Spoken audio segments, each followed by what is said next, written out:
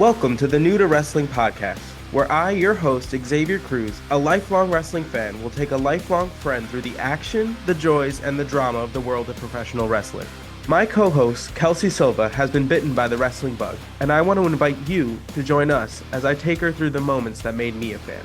So if you're new to wrestling and would like to get brought up to speed, or a fan who would like to relive some classic matches, promos, and segments through fresh eyes, join us as we embark on a journey through the Attitude Era and beyond. Welcome to the New to Wrestling podcast. Hello, everybody, and welcome to another edition of the New to Wrestling podcast. This week, we watched the August 12th, 1996 edition of Monday Night Raw, and the match card is as follows. We had Farouk versus Skip of the Body Donnas. We had Savio Vega versus the re-debuting, or returning, I guess is the way we're going to do that, Crush. And we had DL Hopper and Who versus the Godwins. And then in the main event, we had Owen Hart versus Shawn Michaels in a non-title match. Just for funsies. Just for funsies, just to blow the roof off the joint. This is the final edition of Raw before the 1996 edition of SummerSlam. So this one kind of had a lot going on in one episode and kind of left us with a few more questions than answers, which is typically how it goes when there's going to be a pay-per-view coming around the corner. Right from the jump, we had Farouk versus Skip of the Body Donnas. Farouk is, of course, accompanied by Sunny, who decided to wear a wedding sundress situation today. It was odd. And the point of this match was really just to kind of, have Farouk dominate and just kind of come out so that everybody can kind of get acquainted with him and kind of his style and what he does in the ring. So we didn't see a whole lot of offense from Skip, nothing of note really. And I didn't even realize it was him until there was the pan out of his outfit, and I was like, "Oh, okay, oh, right, okay, got it." Skip of Skip and Zip, right?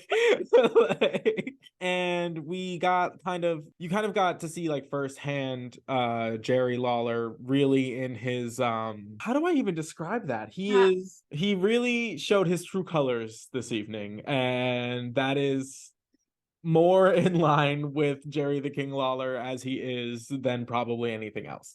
We got an announcement of the Bikini Beach Blast Off, which is essentially just like a beauty pageant, but just the bikini portion.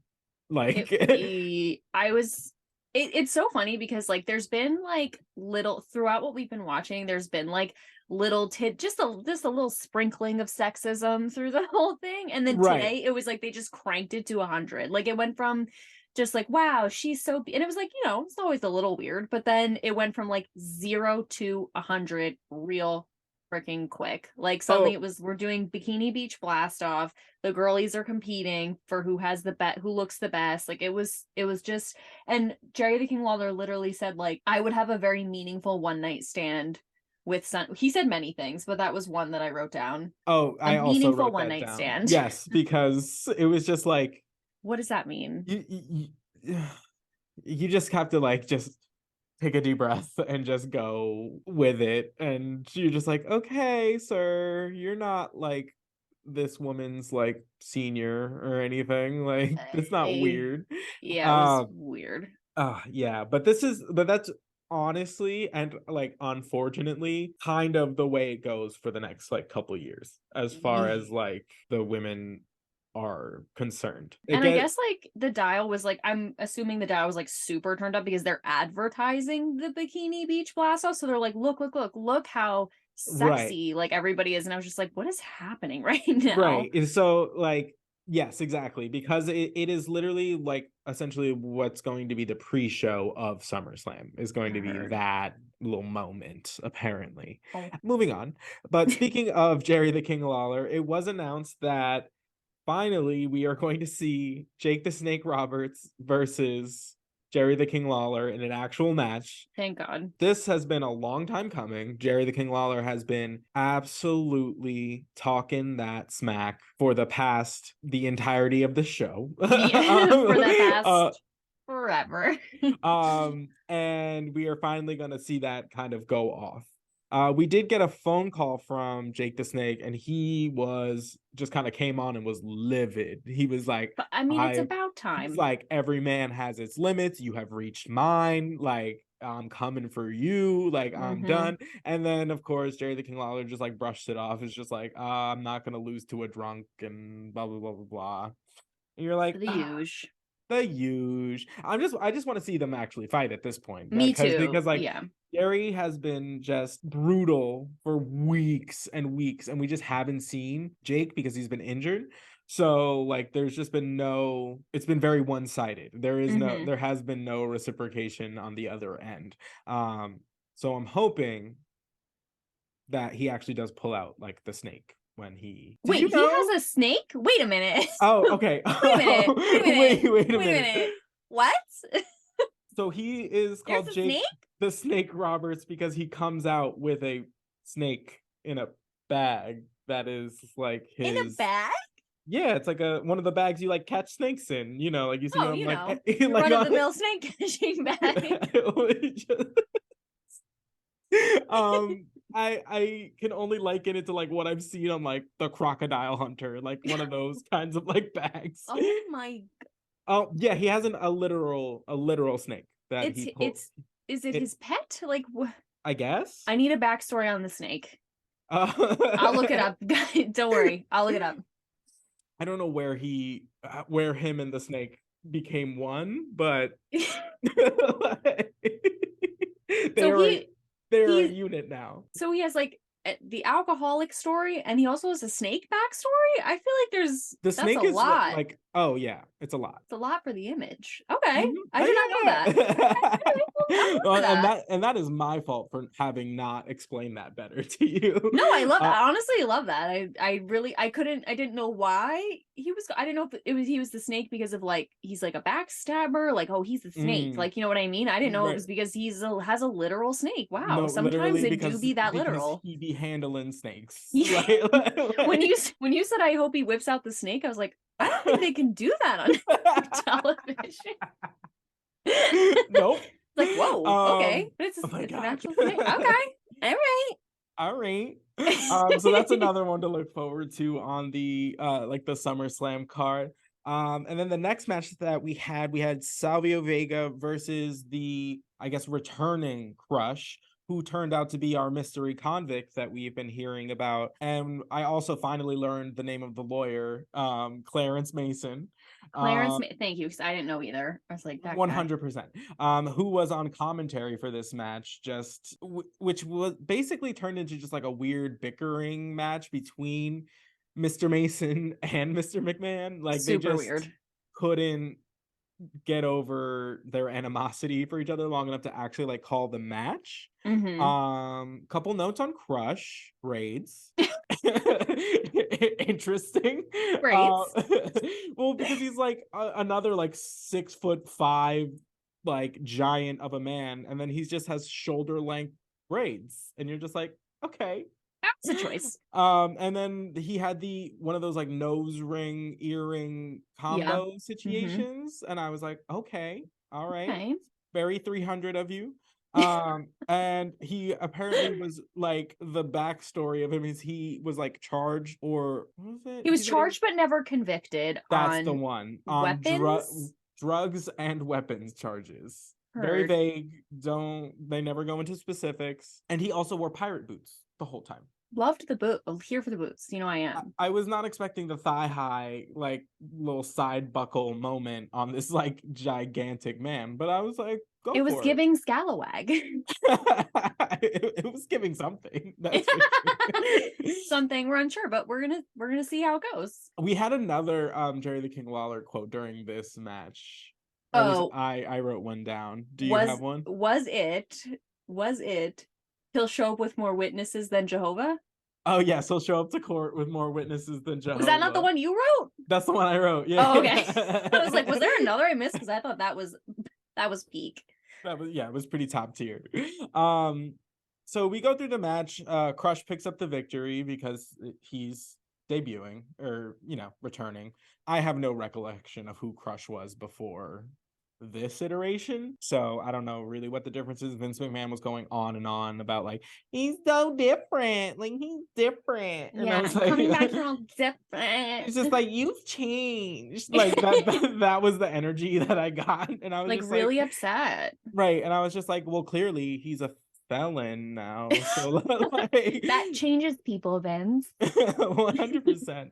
We're gonna see more of Crush. He tends to pick up the kind of, you know, like the bodyguard muscle kind of a group.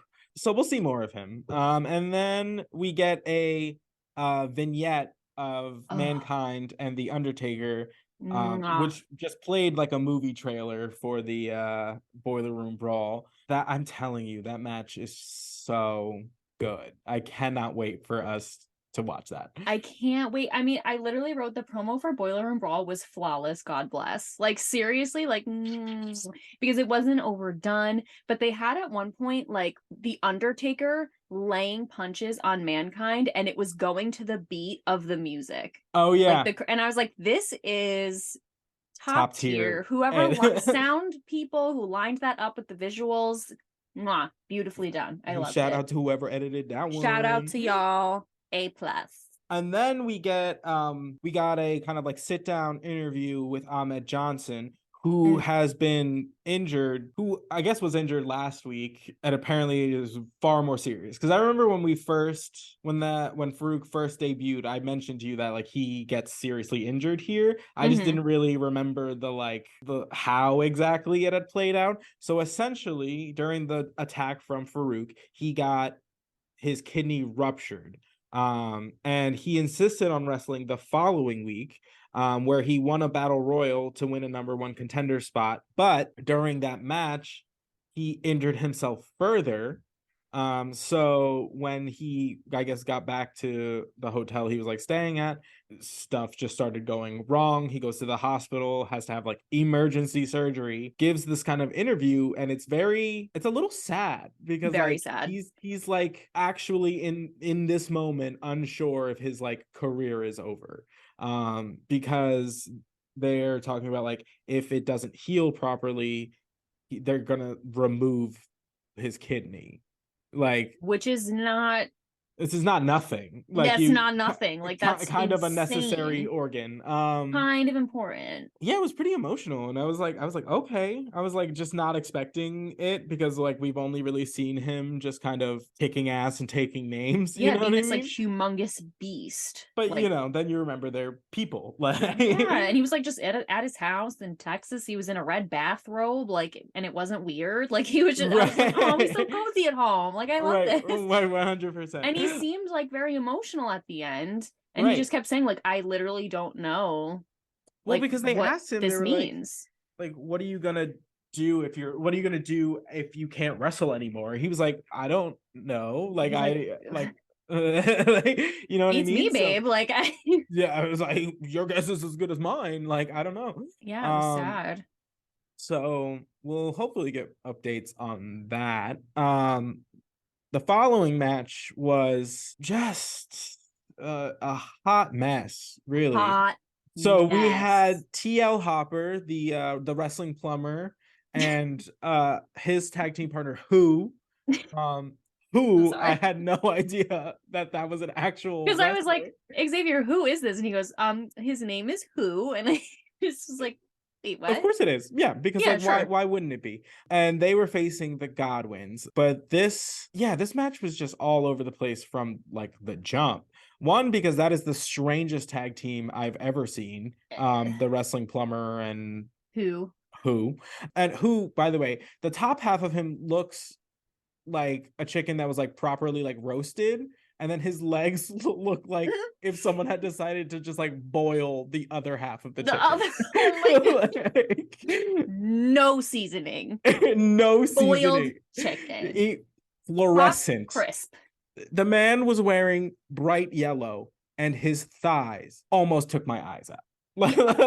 Yes, it was really confusing. Confusing. And then to just add more, like, even more to the weird juxtaposition of madness that was happening. Like, we had Bob Backlund, who is a former like WWF champion, going absolutely buck wild on commentary. And when I say like buck wild, I mean literally saying anything but anything to do with wrestling or what was happening in the ring. The man was talking about like what schools and what they can teach and not teach in schools, and that he's an advocate for abstinence and he knows how to teach people not to get AIDS. And everyone, and I do mean everyone, just based on the like absolute flabbergasted looks on the other commentators, were just like, we weren't expecting any of this. No, it was like a manifesto. Like, it was getting it to the 100%. Like, I'm freaked out now. And like McMahon, I feel like tried to bring it back to wrestling a few times. He was like, oh, and in the buckle. And then it like the camera would like flash to it. And then what's his name would just start screaming again about abstinence. Something. And we were just like, what? I was like, I didn't even watch the match at all because I was so like, I was like, what? How could you? It was impossible. Like, because so even weird. While I like the camera was like panned like into the ring, what the commentary was so distracting that like I like blatantly stopped paying attention like while it was happening. And then he just like gets up in a huff and like just like leaves. And then I remember like out loud just being like, and now to the actively like occurring match like that's been, and then it was over for 5 minutes, and then it was over, and then I was just like, oh, okay. I feel like we all like witnessed like a supernatural event like at the same time, where we're all just like, yeah, did you did no what no did anyone catch it? I was like, is he for okay, he's for real. And it's just like, sometimes you just don't need to give people a microphone. You know, like, yo, honestly, truer words. See, sometimes don't do it. I literally just say no. As we purchased microphones and gave ourselves us and our God complex. Don't give people mics. It's really just say no. So that was an absolute mess of a match, but oh my God, so messy. It cuts to in the middle of that, because for some reason we're still doing in the middle interviews and promos in the middle of matches. Too much. We cut to Gorilla Monsoon, who informs us that as of now, the Intercontinental title is vacant. So what's going to happen now is they're going to start a single elimination tournament on next week on Raw. So after the pay-per-view, they're going to start a tournament to decide who's going to be the new champion, because Ahmed's injuries are so extensive and that's going to take so much time to heal that he's not going to be able to like defend it. So it really bums me out. It does bum me out because he was on really like sad. Because he was on a roll. Like, he was doing really well. Like, he had just won, like he was already the Intercontinental champion and had won a spot to contend for the World Championship. So he was doing really well, and he main evented the last pay-per-view. So like all of that momentum just kind of comes to like a screeching halt, which is probably all the more like disappointing, because like he was like really about to ascend into like becoming like a main eventer, and he just, you know, life happens, you get injured. So and I really wanted to see him and Shawn Michaels fight, because I was like, that's like because when he said, and when he won, he was like, it's gonna be hard if I have to fight Shawn Michaels, because like, you know, we're like basically brothers. And I was like, God, I want to see that, because like the drama would be so juicy. But like, and I do want to say it's crazy how fast like the WWF can pivot. Like how they're like, oh, which like week by week by week, it's just like, okay, like it's just so hard and fast. Like where it's like, all right, well, Ahmed Johnson's out for now because of this injury. So we have to like make decisions, and we have to like, okay, now we're going to start a tournament after the pay-per-view, and we're going to move these things around. Like, it's just crazy how fast they pivot. Right. And like it becomes even more like apparent when the show goes like live. They make a point of like going live. But essentially like, once they switch to live TV, you really see like how quickly they have to like do things, because you're putting on a live show, a theater show in front of an audience, and then you also have to be able to broadcast that as it's happening on television. So things go wrong, people get hurt, like people don't make it to the show because of like travel complications. Oh like my God. all kinds of stuff can happen, but the show, the show must go on. Like that's just how it goes. It's Wow. showbiz, baby. So Wow. you really see how quickly they like have to adapt to things. That's crazy. And we got an update from Bret Hart, which was your first time. You've only heard of Bret Hart. You haven't seen Bret Correct. Hart really. And it's just kind of more of the like, will he come back? Won't he? Will he? Won't he? I think it's pretty safe to say that if they're sending a camera crew to follow him, he's probably coming back. Especially on the cruise ship. Like they are adrift in the sea. Like Right. they weren't just like, oh hey, it's Brett, and like saw him on the street. Like they were like, okay, well he's going on a cruise, guess we're going to. No, exactly. They were like, okay. So shortly he will be returning. I'm really excited for that. I love Bret Hart because he's so technically sound. And he's never been like the most charismatic or the best like speaker ever. That's never been his like strong suit. But in the ring, he's like up there as far as like you could put him against almost anybody and you'd be like, wow, yeah, he holds up. So yeah, I'm excited for that. Mostly because I know what's coming and the kind of feuds with Shawn Michaels is gonna continue.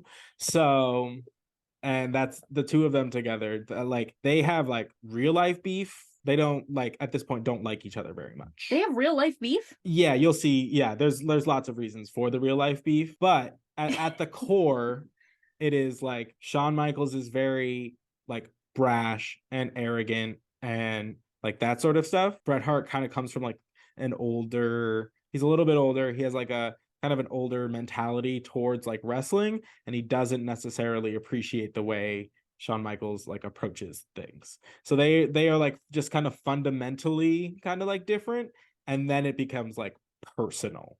Going like down the line. They can't wait. their careers become pretty much irreconcilably like tangled with each other. Like they will forever be associated with each other for events coming up. So it'll be a great time when he comes back. And then we get to the main event, the showstopper, the Heartbreak Kid, Shawn Michaels versus Owen Hart. And I love the two of them. Like I love each of them like on their own, but I love the two of them when they fight. Their back and forth are so smooth and so seamless. The first like 30 seconds of the match was just like the most graceful like kind of dance that like you'll ever see ever. It's just they're just so good at what they do and they don't have to think about it at all. Like it is all just like instincts. And that's how you know it's like great. I wrote down this like sequence where Shawn Michaels he calls it like skinning the cat, where he jumped, where he got tossed over the top rope and he holds on and he's like hanging from the outside. Yes. So he did that in, you know how I love the Royal Rumble? Yes.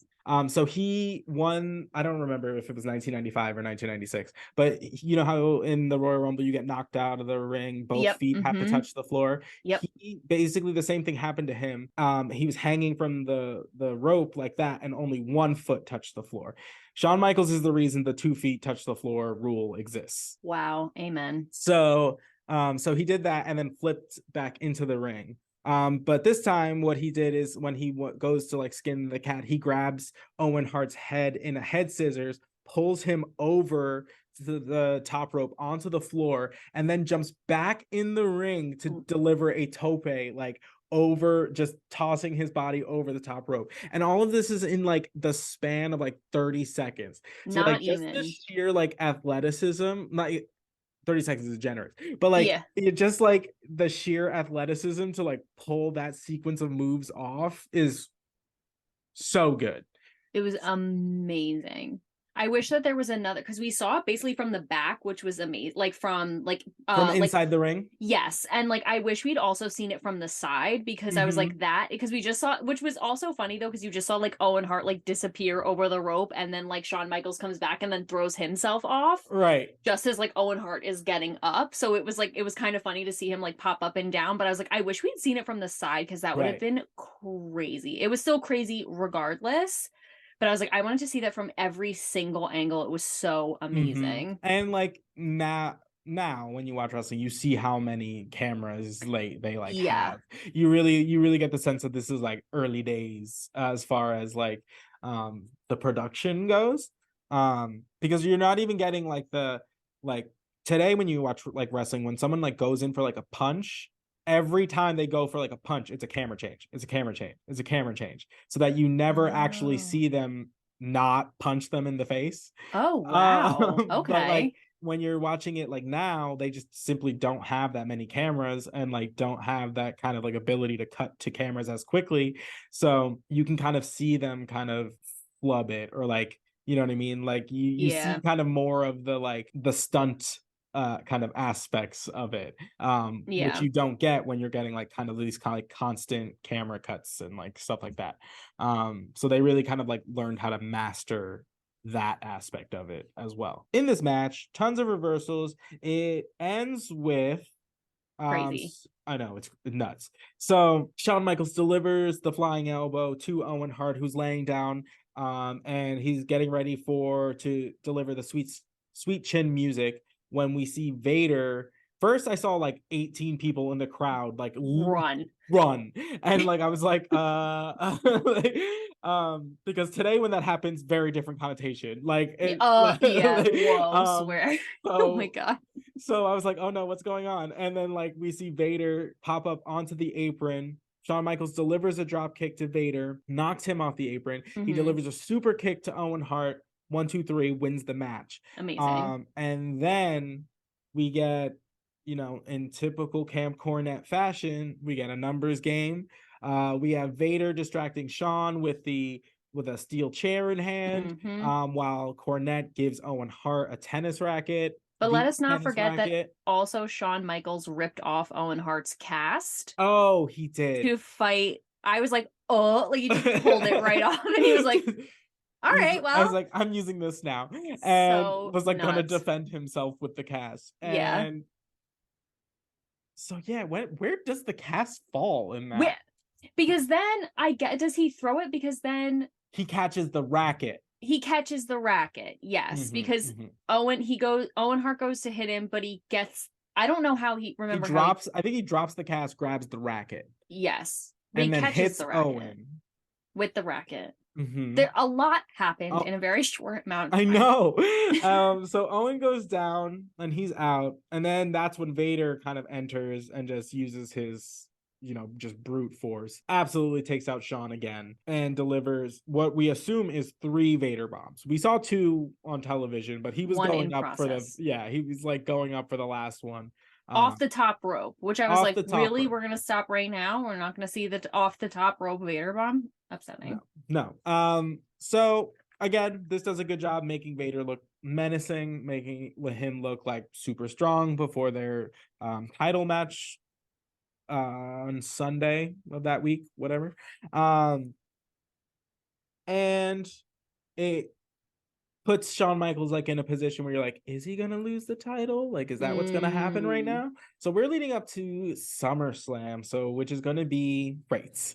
I'm really looking forward to it. I think it's probably one of the better pay-per-views. We have, you know, Jake the Snake versus Jerry Lawler. We have Goldust versus Mark Miro. We were supposed to have Farouk and Ahmed Johnson, so we're not doing that anymore. The tag team titles are on the line in like a 4-way elimination match. We're gonna have the Boiler Room Brawl. Okay, so right at the end of the Bret Hart possibly coming back promo, like he said, if I am gonna come back, just know I'm gonna have a shovel. And I was like, what does that mean? Okay, so there's like a term in wrestling, it's called like burying.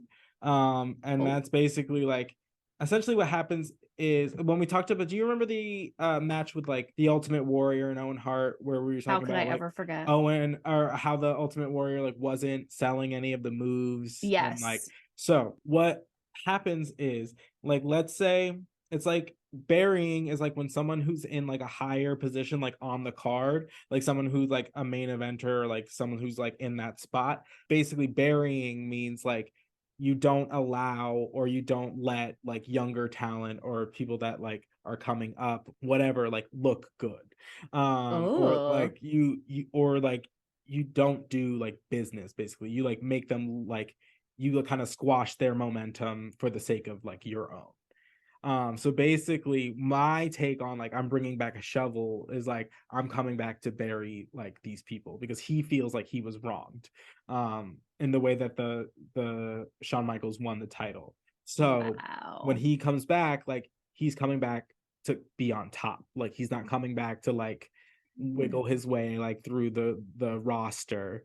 Like he's coming back and he's gonna come back to make sure that his name is at the top of the marquee. Wow. You know I what I mean? hope like It's just for aesthetic he actually brings a shovel. Like when he I comes back he's know. like actually carrying one. I feel like I need to see that. Honestly, he probably forgot he said Wow. it after he said it. Okay. I guess I'm not seeing a shovel.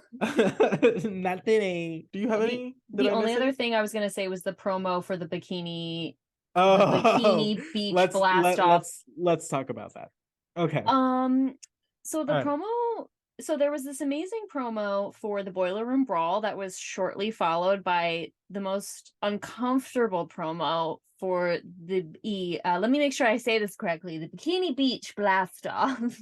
Uh And it was just Sunny behind like one of those screens like the backlight, so it's just her like vignette, like her naked right. vignette, and she's just trying on bikinis, Right. And talking about she's like, like, I'm gonna look best in the gold. Like, what do you think, Jerry? Will I be like the queen of the Bikini Beach blast off? It was so, and then she speaks to the king like specifically yeah, and she's yeah. like what do you say, king? And like king's like in like the background just like she can sit on my throne with me, and I was like, Oh oh my my god. god, like I I can was hear the drool like dripping out of his no mouth. It was 100% so like weird. a cartoon. Like I if he might as well have just like not said any other words besides like auga and just like like and like Swear. it would have been the exact same sentiment because like 100%. that man's IQ in the presence of a woman just plummets, just absolute like just takes a nosedive, and you're just Yeah. like you are this like quick-witted like color commentator, and then Yes. the second a female like enters the screen, or even doesn't even have to enter the screen, is discussed, I you swear. Mentioned. you Like just cannot nothing. handle it. Like you like Who Framed Roger Rabbit, eyes roll in your Yes, head. like, and you like roll up that, like their jaw drops and you like roll it up like a curtain and it's like Right, it's like blah, blah, blah, blah, blah. yeah, yeah. Get a It- grip, sir. so odd that like that 30 seconds of television like was just like on a regular like cable like show. So Isn't that so weird. weird? Like, So weird. Cause like talk about like things you definitely could not get away with today. oh, 100%. No shot. And like again, think about who they're marketing to. Right. It's It worked, I'm sure. yeah, I'm sure. Like, so they leaned into it hard. They really did. They really, really did. All right, guys, that has been this week's episode. Thank you so much for listening. We are going to live stream the SummerSlam pay-per-view. If you missed the actual live stream, you can just rewatch it on the site itself. I'll make sure that all of the links and stuff to get to there are wherever you find this podcast.